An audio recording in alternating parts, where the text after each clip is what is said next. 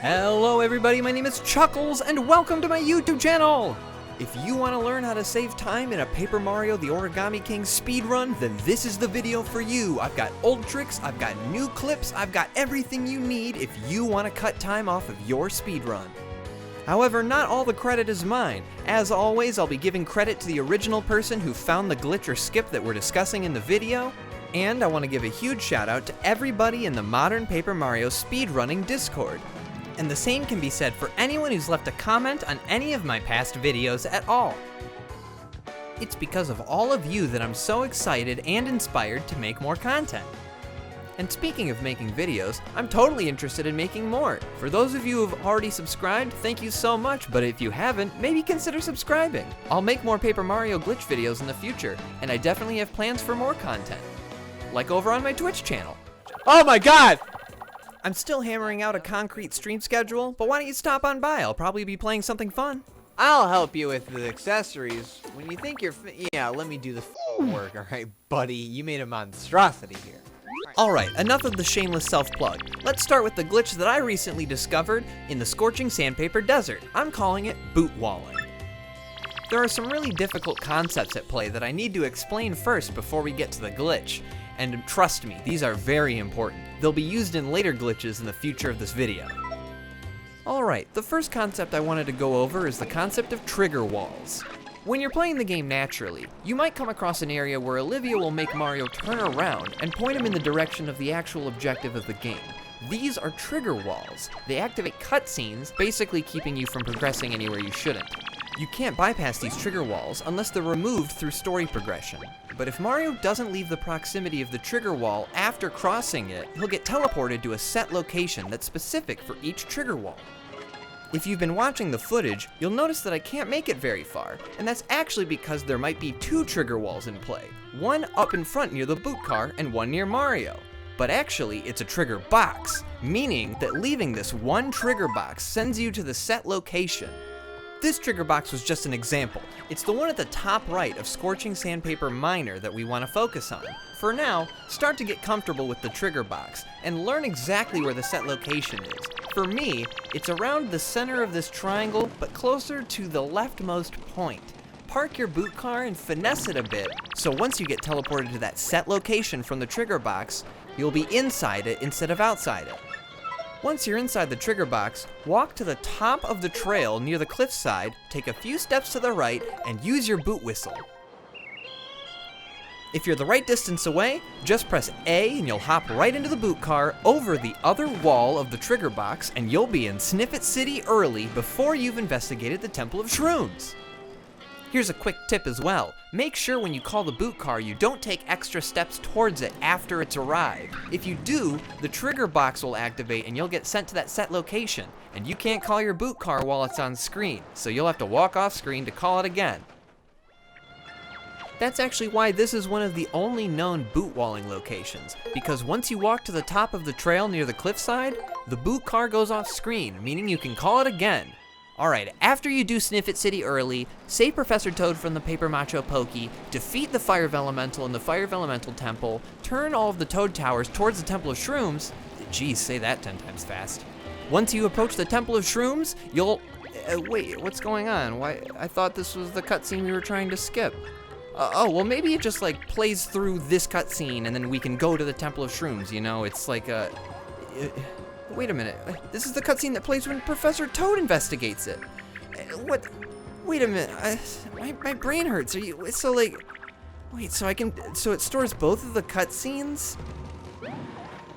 I just don't understand, this doesn't make any sense. Okay, maybe I did it wrong. Maybe if I approach it from a different angle. I was talking about trigger boxes. Maybe the cutscene trigger boxes are different sizes, and if you approach it from a different angle, you'll actually hit one of the other cutscenes. So like, you know, see right here, look, now we're doing the Professor Toad cutscene, and then after that, we're gonna go to the Temple of Shrooms. We'll save a little bit less time, but ultimately some time will be... Oh, come on, you're telling me this trick doesn't save any time? You know, one minute you think you find a speedrunning trick, and then the next minute you find out it doesn't save any minutes. I'm just over it. Alright, let's go somewhere where glitches actually save time. Like before the red streamer. We have a new trick found by Tails Prower called PeakCS, CS meaning cutscene skip, and a few more tricks that we can go over, both of them in the Earth Elemental Temple. This one also uses trigger boxes. I hope you were paying attention when we were talking about them last lesson. Let's get started with PeakCS. While you're searching for the shell stones, you'll come to the top of Overlook Mountain. To avoid the trigger box, jump up on this cliffside. Once Mario's standing on it, move to the left and jump repeatedly so that Mario barely spends any time on the ground, and jump over the white fence on the left side. Let's see how Tails Prower does it.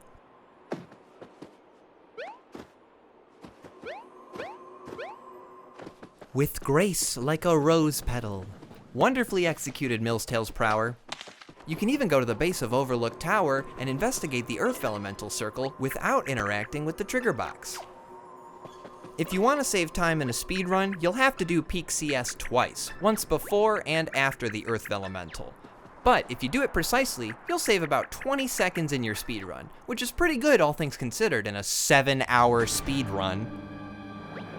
Oh, and by the way, I feel like I need to mention this when I'm talking about timing and Paper Mario the Origami King speedruns. Usually, if you want to get the fastest time for your speedrun, you should run in traditional or simplified Chinese. In both of those languages, the text scroll is a little bit faster compared to English, Spanish, Italian, and other languages. Speaking of Earth Elemental Temple, see this boulder? You can't jump past it. If you want to progress past it, you're gonna have to hit it with your hammer and watch this Koopa Troopa fall from the ceiling. It's a 3-second cutscene, and it's pretty annoying, isn't it? Haven't you wanted to skip it? You know, like a normal person? Well, you can! Remember how I said you can't jump past it? I lied. It's a super easy trick to do. If you miss the jump, you'll fall on the spikes, so you can reset super quickly. I couldn't find much documentation on who found this first, though. After you jump past that boulder, why don't you try the only glitch that you can do against a boss? It's really easy to do, and I'm really excited to show it to you. So let's talk about arrow storage, found by Arceus Player 13. Now during turn 1, you have no free will whatsoever. Olivia makes you do the exact same moves every time. It's really on turn 2 when things get exciting. What you're going to want to do is set the arrows up so that Mario lands on an invalid tile, meaning that Mario is going in a direction and lands on a tile that you've already used, ending your turn immediately. Once you do that, Olivia will reset all of the tiles and the timer and have you reset the turn. But what Olivia doesn't know is she's actually done a glitch, arrow storage. Once Olivia resets everything, Mario will continue going in the direction that he was going in once last turn ended. In this case, it's right. So start to orient the rings so that if Mario started the turn going right, the arrows would lead him to the Earth Elemental's tail. If you reach the Earth Elemental's tail within turn 2, congratulations, you've used arrow storage correctly. This is literally the only time that you will ever use it.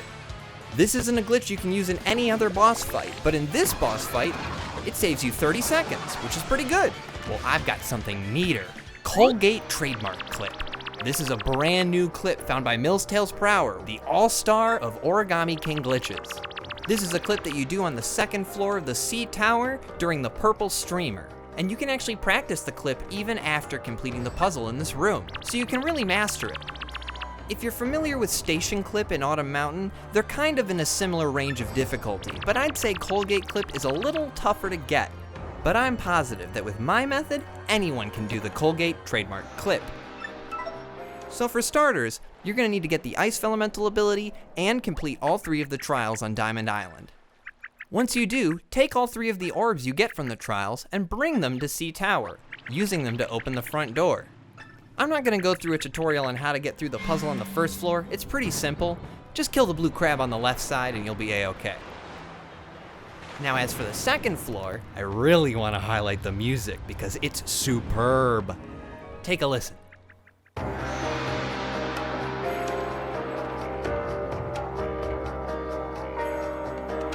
Here's the set piece for the Colgate Trademark Clip. And Olivia actually brings up how intimidating his fangs are. I think they're intimidating too, so let's keep them. Start by lining Mario up parallel with the edge of the top stair. Then, from about the middle point of the second to top stair, jump and hold left so that Mario is aiming for the edge of the staircase on the left.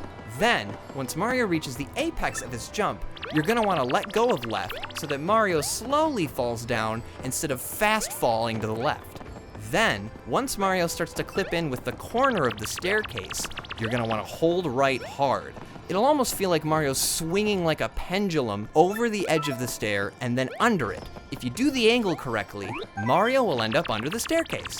Once you're inside, start to learn the dimensions of the out-of-bounds stairs. It's kind of got a raised platform to it, and then it drops off to the level of the room. You're gonna wanna stay on the raised part and find the edge closest to the Ice Elemental's fangs. Then, jump forward past the fangs.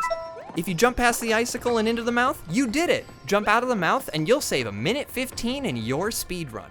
And now the bear won't need dentures. Moving right along to Shangri Spa, we've got Spring of Bliss Early, found by Eddie, a newcomer to the modern Paper Mario speedrunning Discord.